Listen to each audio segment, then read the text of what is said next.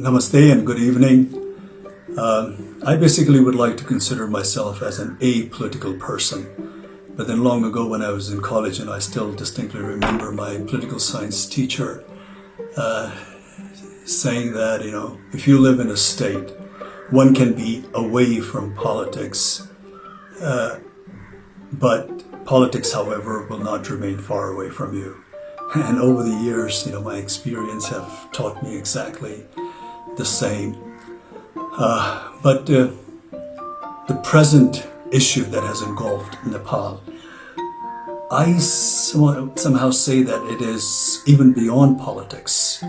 The border dispute between Nepal and India. On an optimistic note, I would prefer to call it as a misunderstanding on our neighbor's part. It's not even dispute. It's beyond politics because it has affected all of us. It has struck the raw emotional chord of every Nepali like myself, irrespective of our backgrounds, of our ethnicity, political affiliation, or religious belief for that matter. And after this incident, most Nepali feel that their pride has been scarred heavily, and the very foundation of being a citizen of an independent, sovereign nation has been, heavily shaken. And this, of course, as we can see from the development of the current situation, is absolutely unbearable and simply unacceptable. Because, you see, this is a nation shaped by the distinguished gallantry exhibited by our forefathers, with the support of Nepali people of all backgrounds, all ethnicity. And I do not say that, in our history and in the past, that we haven't displayed any weaknesses or compromises. But whatever sacrifices we have made in the past has been for one and only one reason, and that is to preserve and retain our independence and sovereignty. Therefore, the present landmass that we call Nepal has not been shaped without paying a price. Therefore, the territory of Nepal is something that the population of this nation, under no circumstances, are willing to compromise. And it's not a big deal, because I'm sure India India not only understands this very clearly, but also highly identifies with this emotion, because India itself has gone through an arduous struggle against the heavy-handedness of its colonial powers. But we do not want to dwell on on unnecessary braggadocio. Like we said, we in the past, in history, we had our weaknesses. We had our share of shortcomings. There was a phase of ignorance. There was a phase of absent of political will amongst the political parties of the day, or the display of apathy by our political leaders of that time for some reasons.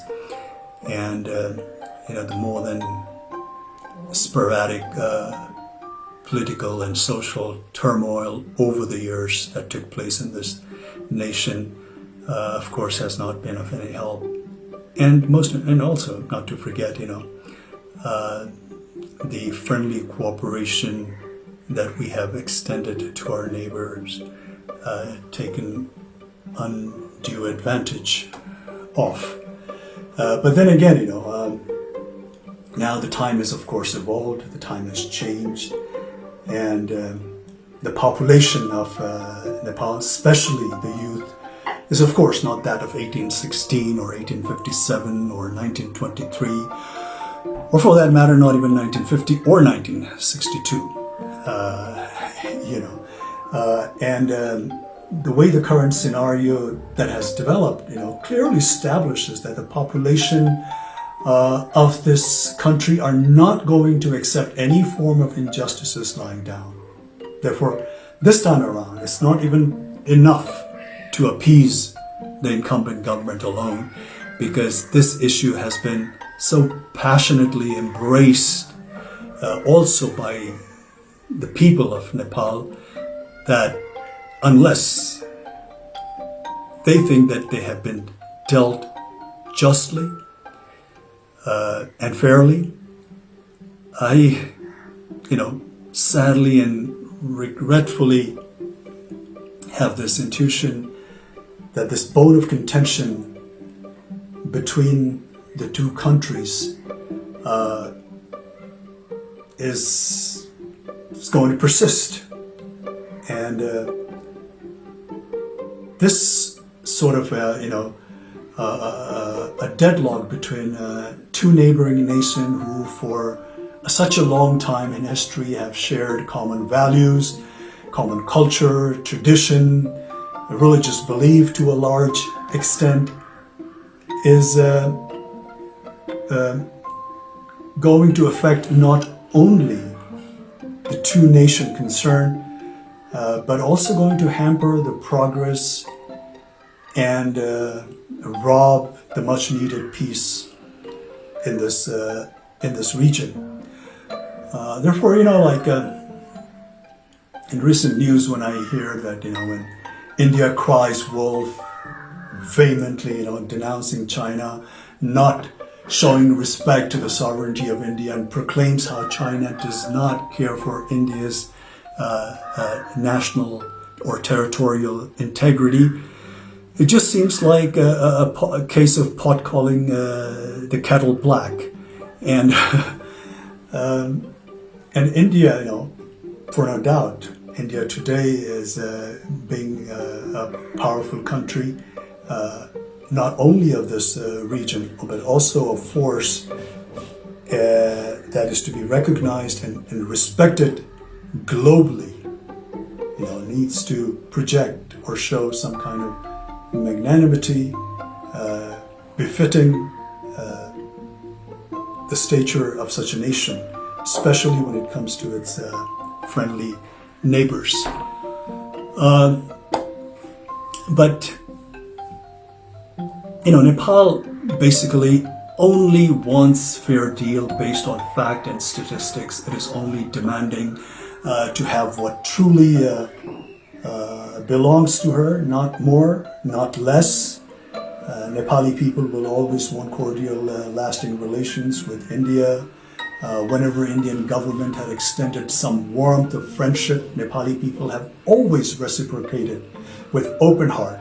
I recall the very first visit of Right Honorable Prime Minister of India, Mr. Modi, to Nepal as a Prime Minister. And the warmth and the fraternal affections and the goodwill was so infectious that Modi ji stepped out of his motorcade and went amongst the elated bystanders, to the bewilderment of 3 or 5 layers of security that was provided to him. The crowd not only spontaneously cheered and showered him with all kinds of praise, but treated him like a rock star. And to be honest, to be frank, I have yet to see that kind of reception meted out to our own leaders so spontaneously and voluntarily by the crowd of Nepal. But then again, unfortunately, the exhilaration met with an untimely death when Prime Minister Modi's government imposed trade blockade during the aftermath of 2015 devastating earthquake. This has left a deep wound, at least to this generation of Nepali people.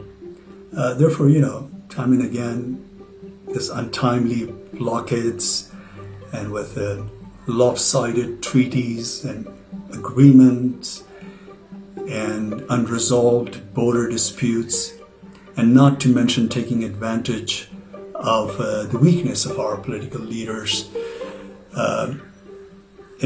has a repercussion of which, befalls this nation and its people.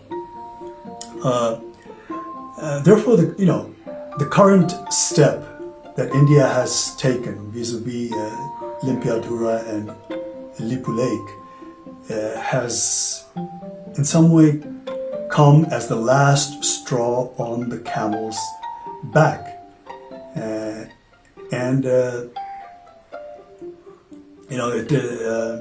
It is not at all in the benefit of not only the two concerned nations, but also for the entire SAARC region, to say the least. It definitely not conducive for a nation like India that's marching ahead with global ambition, to have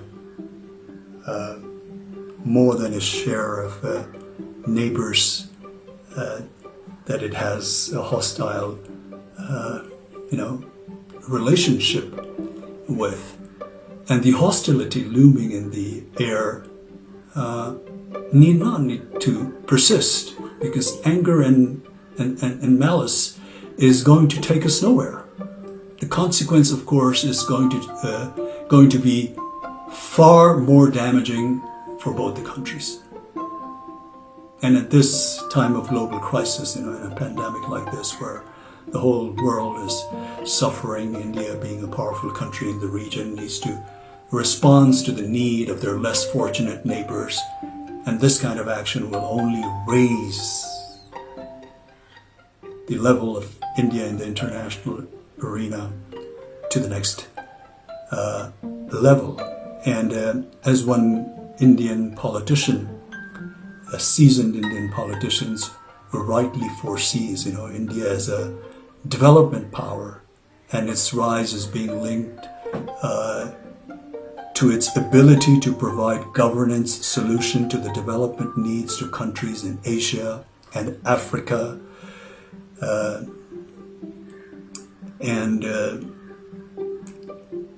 Also, just recently I was fortunate enough to hear the Prime Minister of India, Mr. Modi's address to his nation. I think it was on the occasion of Buddha Jayanti,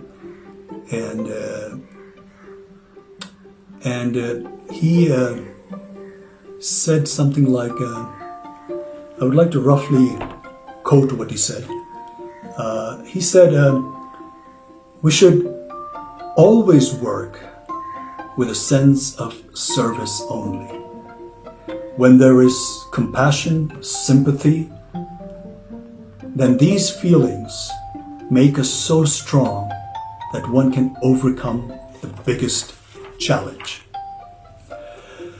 So we here in Nepal only wish that Mr. Modi would overcome this challenge, not just with compassion and sympathy. Of course, we need that, but with all fairness and a good dose of empathy. Because we here in Nepal take the border, like I said, misunderstanding on an optimistic note, on the Indian part, with great deal of regret, and ask to return what is justly belongs to Nepal. All the historical evidence clearly points out, proves that Limpiadhura and Lipulekh region is in all fairness part of Nepal. Therefore, as a country, as a nation, as the people of this country, we are just humbly requesting our friendly neighbor to look into the facts of the history and the statistics, and deal this matter with all fairness and justice, amicably, through cordial diplomatic channels, because this kind of antagonistic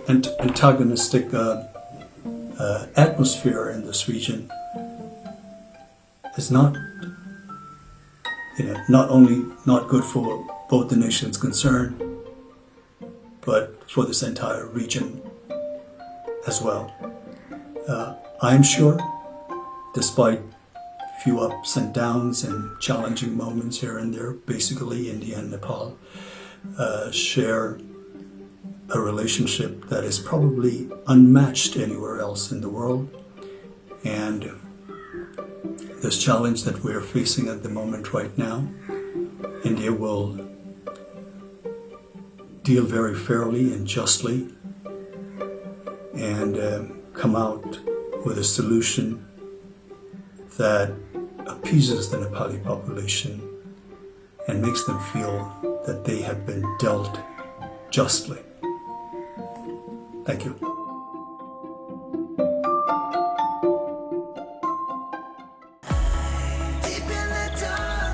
Hi there! Before you leave, we have a lot of videos that might interest you. Either click on the left or the right video or subscribe to our channel for more future updates.